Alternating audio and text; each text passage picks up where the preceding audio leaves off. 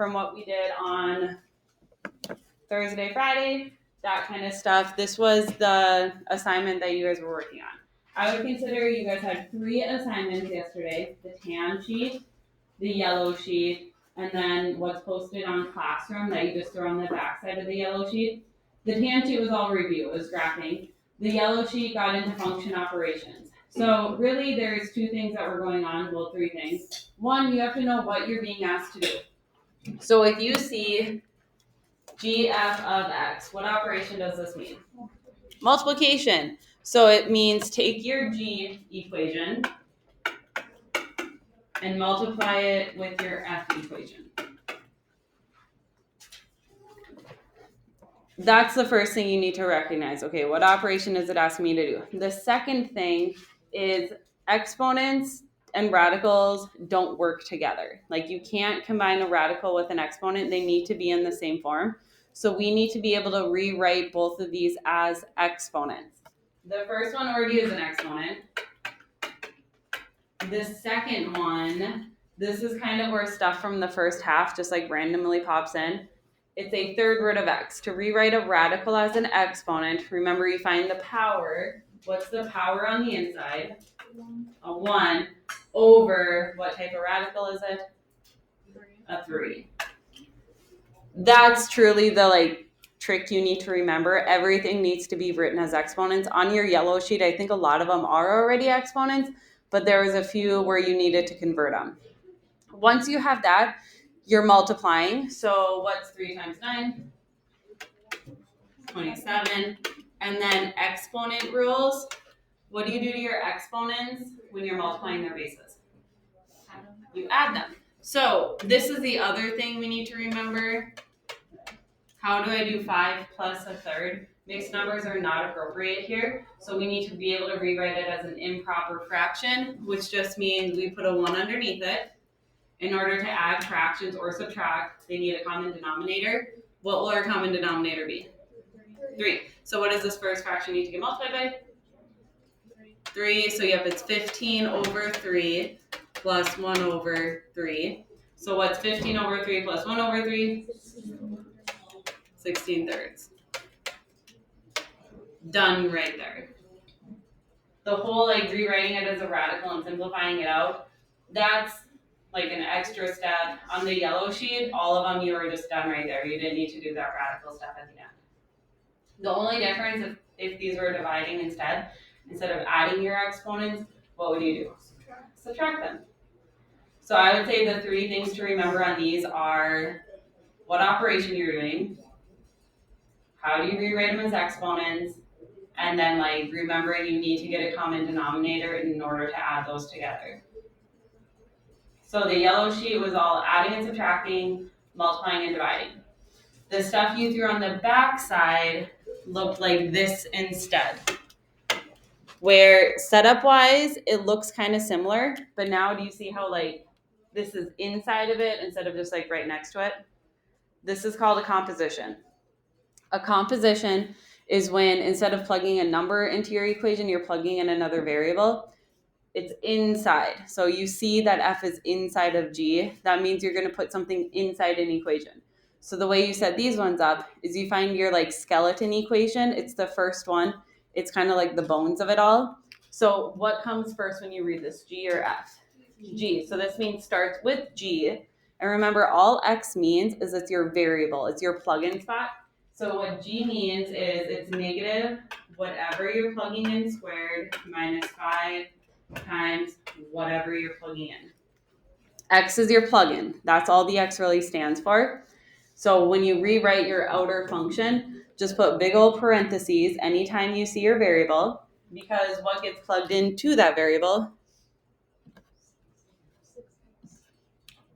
What's it called? Aren't we plugging F in? And what does F equal? 6x to the 4. So F is inside. So we're going to take whatever F equals and plug it inside.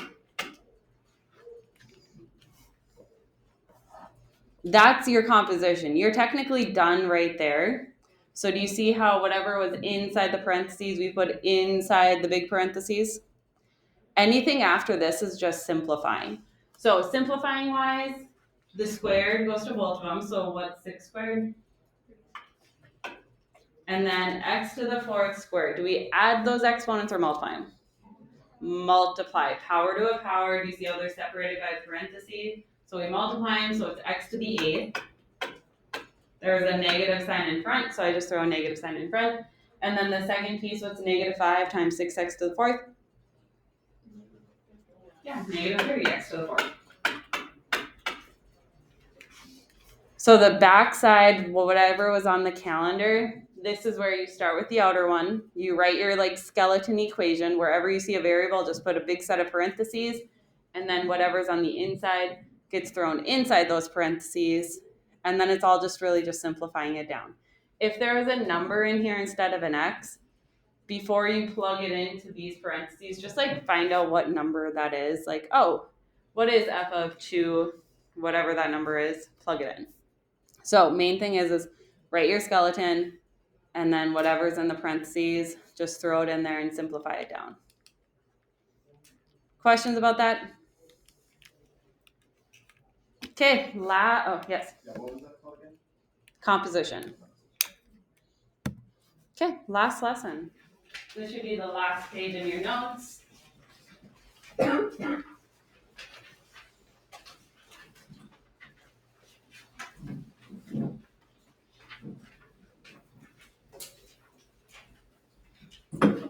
So, what we're going over today, honestly, the notation is the hardest. The actual like math we're gonna do, pretty straightforward.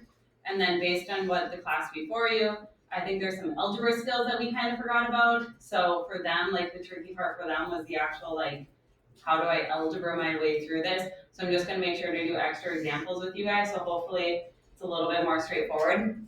What we're gonna talk about today is inverses.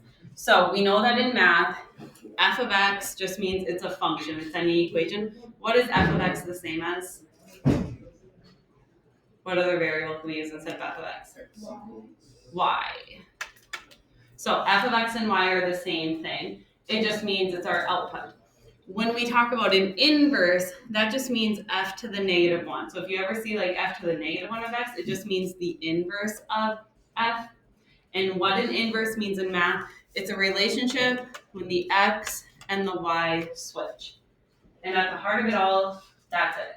If you're ever asked to find the inverse of something, inverse in math, that definition just means x and y have switched around. We will look at this in 3 different ways. First way we'll look at it is on a table. So if we have a table is just a list of ordered pairs. So our first ordered pair is 2, negative 3. The next ordered pair, when we plugged in a 6, what came out? 8. When we plugged in an 8, what came out? 0, and so on. So those are just ordered pairs. If you want to find this, that means the inverse. So if this is f of x, f to the negative 1 is just a shortcut way of writing f's inverse. You literally just switch your x and y.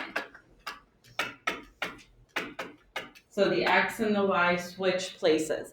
And it's nothing fancy. Your first ordered pair, it was 2, negative 3. These are going to switch. So now instead of the negative 3 being the y, the negative 3 is the x. Instead of the 2 being the x, now the 2 is the y. So it's still the same numbers, but you see how they switch spots? So your next ordered pair, instead of being 6, 8, what's the inverse of 6, 8? 8, 6. What's the inverse of 8, 0? 0. What's the inverse of 9, negative 4? And then what's our last inverse? 7, 10. So all in inverse means is your x and your y switch. If you have ordered pairs or a table, you just go point by point and flip-flop them. Questions on the table? All right. The next section is the main section. It's how do you find inverse from equations? So this is where like the algebra kind of got a little bit tricky. If you want to find the inverse of an equation, your first step is still switch your x and your y. So literally you're going to take this equation and you switch your x and your y. So do you see how it's the same equation, just switched x and y? That is the inverse. Technically, we're done. By switching your x and your y, you have now written something that shows an inverse. However, in math, what variable do we usually want by itself? The y. When we like graph, you know how our equations are always like y equals. So after we switch our x and our y, now we're just going to solve to get y by itself. So if we want y by itself, what moves first, the 4 or the 9? The 9, how do you move plus 9?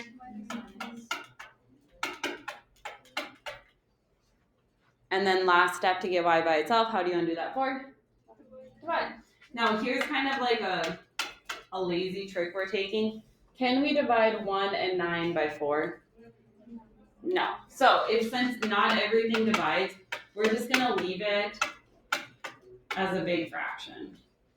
We're not going to get anything useful by reducing this because we're still going to have fractions. So just leave it as a big fraction. So again, this is the inverse. This is also the inverse. This second one is just easier because when we graph, when we plug in, we're used to having y by itself, not having x by itself. Do you see how it's still using the same numbers? So your starting equation and your ending equation, they should look kind of familiar. Like they should look like they're related. Next one, step 1, switch your x and your y.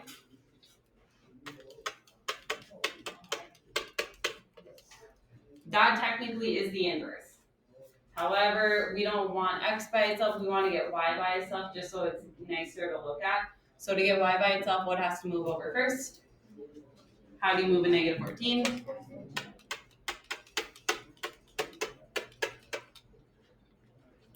And then what number is really in front of that y?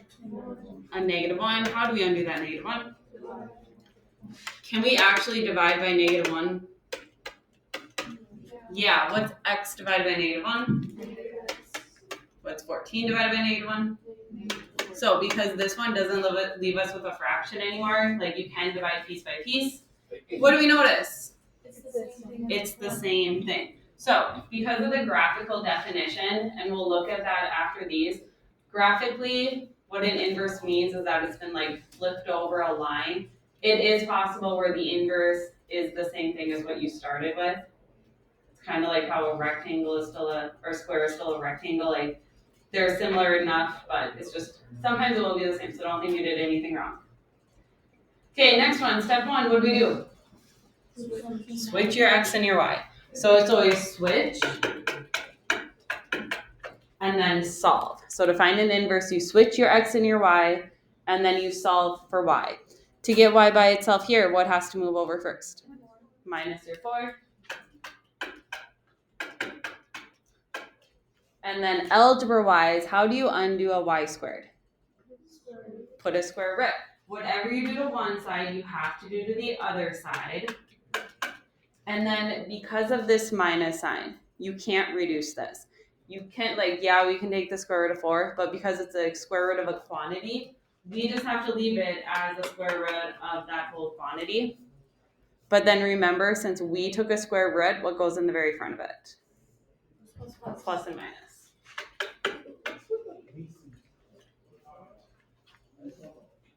So again, we're not doing a lot of reducing here, just because we don't know what x is, so we can't like rewrite the square root of it. Okay, next one. What do we do first to find the inverse? Switch your x and your y. What's f of x the same as? Y. So even if it looks like it's different, these are very much the same. At any point in time, if you are given f of x, we know it's the same thing as y. So don't feel like you have to like use f of x in this equation. We know that they're the same thing. Now we have to get y by itself. Grouping symbols. So a fraction is a grouping symbol, a square root is, parentheses are. You can't get inside until the outside is gone. So we can't move the plus 7 because of the square root. So what undoes a square root? A squared power. If we do it to one side, we do it to the other side. So now we have x squared equals, those are gone, y plus 7. So again, you can't get inside until the outside is gone. How do you get y by itself? Subtract 7.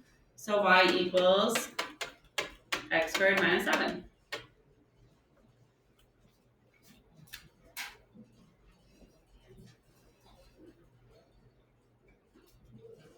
last one on this page, find the inverse. Step 1, what do we got to do? Switch.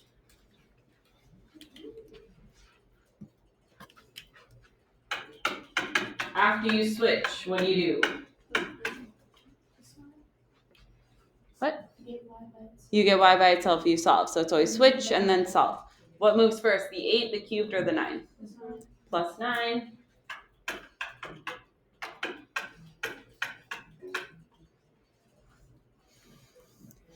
What has to move now?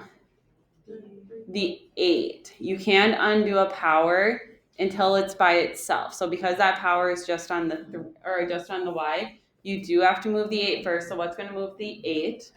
Division. Can we evenly divide an x and a 9 by 8? No. So just leave it as a big fraction.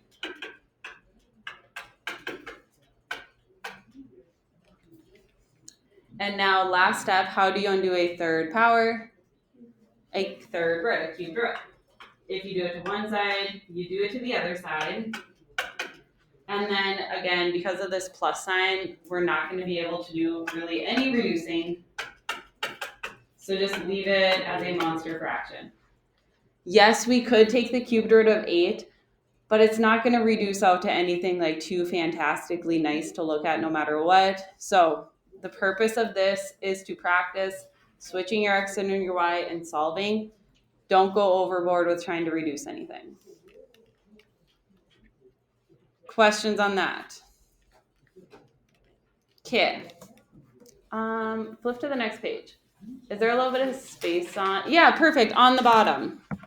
We're going to add in 3 more questions because these are the 3 styles that stumped last class. And I want to hopefully have you guys go on to your practice a little bit more confident.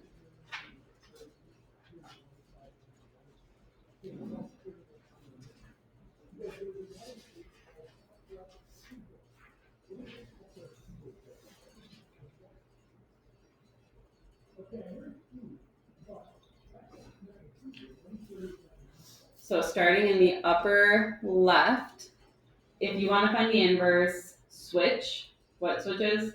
The x and the y.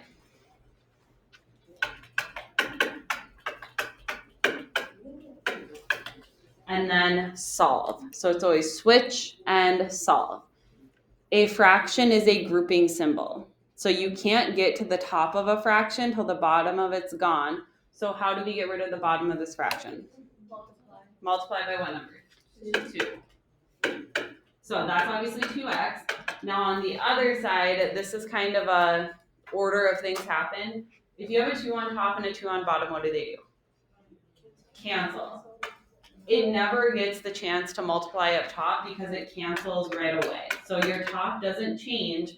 That timesing by 2 canceled with the bottom first. All right, what's our next step to get y by itself? Plus the 9. And then last step to get y by itself, divide by 4. Can we evenly divide all of these by 4? No, so you just leave it as a big fraction.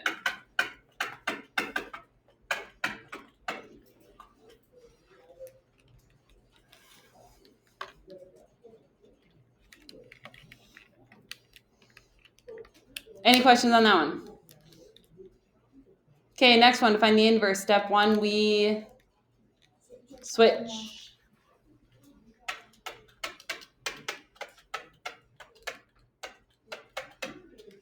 After we switch,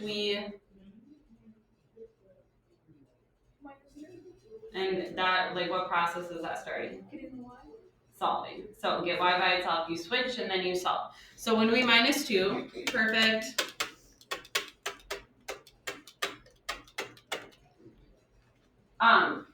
This fraction could be dealt with in a couple different ways. I think it's easiest to just deal with it a step at a time. You can't get to the top of a fraction till the bottom of it's gone. How do we undo the bottom of that fraction? Multiply by 7. When you multiply by 7, those cancel. So we just have negative 4y. When you multiply by 7 on the other side, the whole thing gets multiplied by 7. So what does it turn into? 7x minus 14. So when you multiply, everything gets multiplied. And now just deal with the negative 4 separately. How do you undo that negative 4?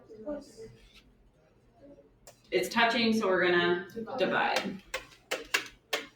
And we can't evenly divide everything by 4, so just leave it as a fraction.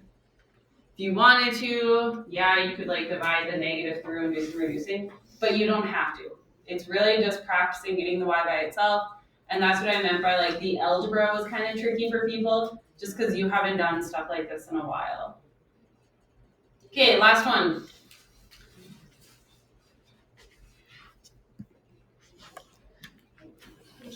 Switch x and y.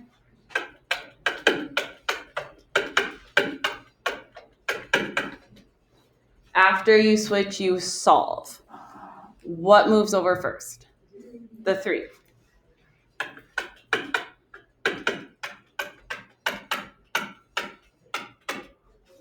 Some stuff I saw from before.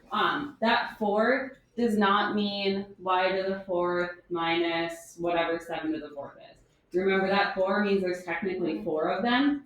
So we want to avoid all of that. So just keep it as one chunk. Grouping wise, can we get inside that? Yep. No, so we have to undo that 4th power. What undoes a 4th power?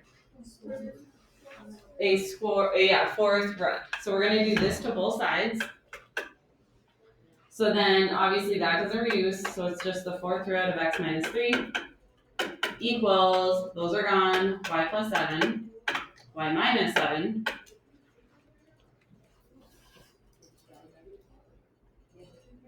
And then last step, how do you undo minus 7? Plus 7. When you plus that 7, do you think that 7 can work with the 3? No, 7 is outside, 3 is inside. So when you write it, it's just going to be the 4th root of x minus 3 underneath the radical, and then outside of the radical, you have the plus 7. Because since the 7 is not in the radical, remember, radicals work with other radicals, that 7's not a radical. We would put it in the front. No, because that would mean it was multiplying. So since it's just adding, you could if you want, but it's usually just easier to throw it at the end.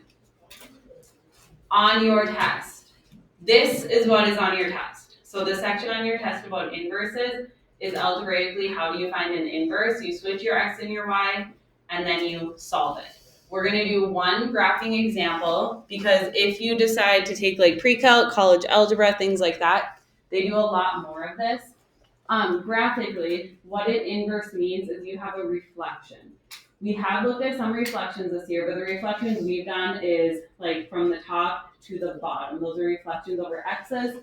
In an inverse, instead of reflecting over the x-axis, it reflects over this diagonal line where y equals x. So if you imagine the blue line, if you were to flip it over that line, that's how you get the red.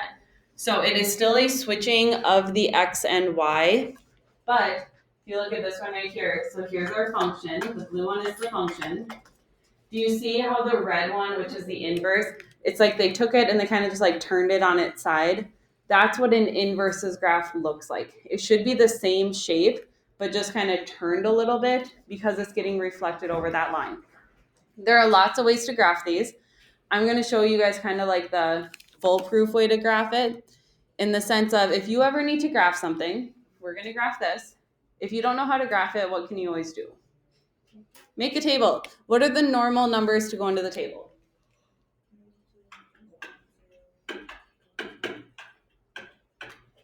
So we are going to make a table to graph that.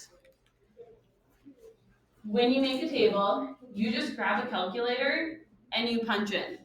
So you plug in a -2, that means parenthesis, -2 to the 3rd, plus 2.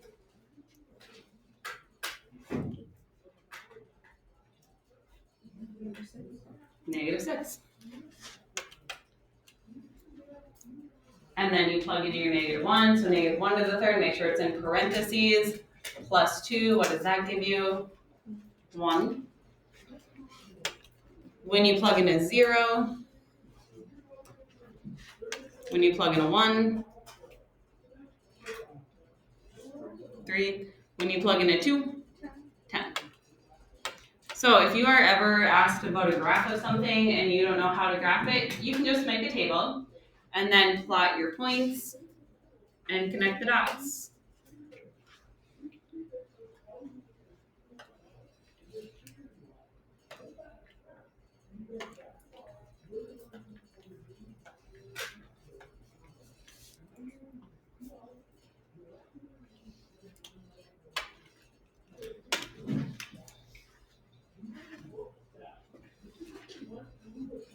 So to graph it, you make a table, you just plugged into that equation. Questions on how to make that initial graph. That's it for the graph. Now we want to graph its inverse. So if we want to graph the inverse, think back to the very beginning. Inverse just means what happens to our x and our y. They switch. This table is really a set of ordered pairs. So now instead of it being -2, -6, on the inverse, what will it be? -6, -2. So to graph the inverse, we're just going to take this table and all of these points, what do we do to them? You switch them. So now it's 1, -1. What will our next one be?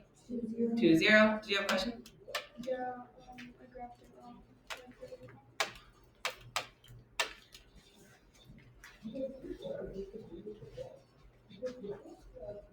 Oh, here, you say it's -6. You just accidentally went up to 6. So just bring that one. Oh.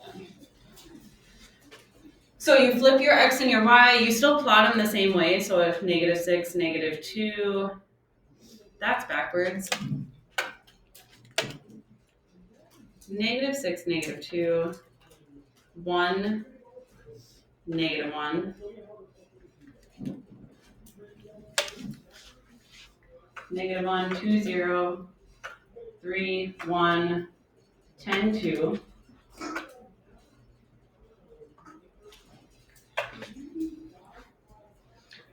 So do you see how those two graphs are the same shape? It's just the green one got like turned on its side. That's all it means to be an inverse, is that you switch to your x and your y. And because you switch to your x and your y, it kind of just gets turned a little bit on its side.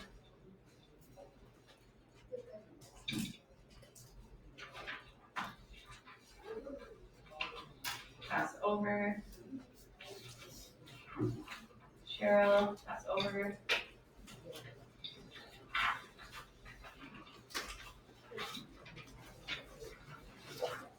This is Allie.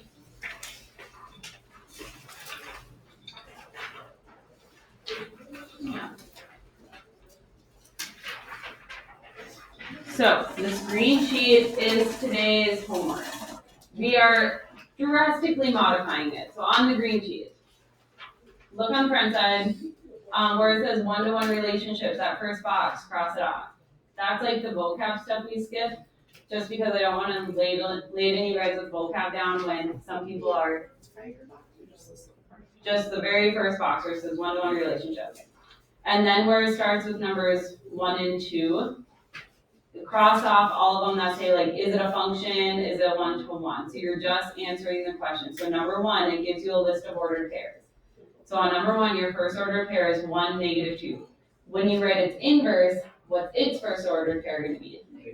-2, 1. So you're just writing that part in. The bottom where it says like, is it a function, is it a function, is it one-to-one? You can cross that off.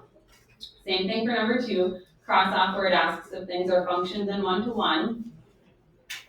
Number 3, you are skipping that question entirely. So just cross off number 3. Numbers 4 through 9, just cross off where it says, is f of x 1-to-1? You're still like doing exactly what we did in the notes. So switch your x and your y, get y by itself. 4 through 9 is the most important section on here. That is what your test is like. Let's just here's some equations, find the inverse. That said, you are crossing off 11, 10, and 13. So that whole top box where it says verifying inverses, just scribble out that whole thing. On the back side, you are just doing number 12 and number 14. Everything else can be crossed off. When you graph number 14, graph it exactly like we just did that one. So make your table for the function you were given, and then just switch that table around and plot those new points. So on the backside, the only ones you're doing are 12 and 14. Yes.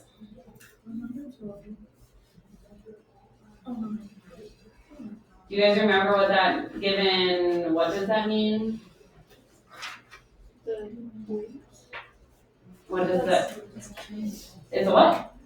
It's a triangle. So given triangle ABC, so when you plot those 3 points, connect them into a triangle. Like you will connect them. It's not gonna be like a nice looking curve like that. It's a straight up triangle.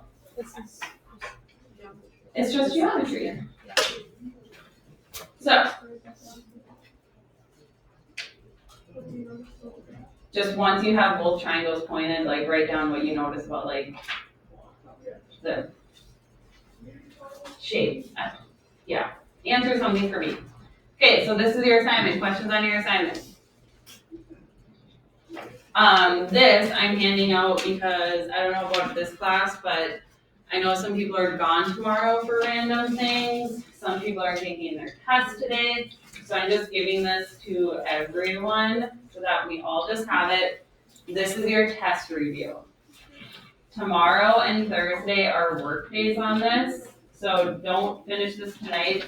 Again, I'm just handing it out because some people who are taking the test today after school wanted the review so they could kind of just like page through it.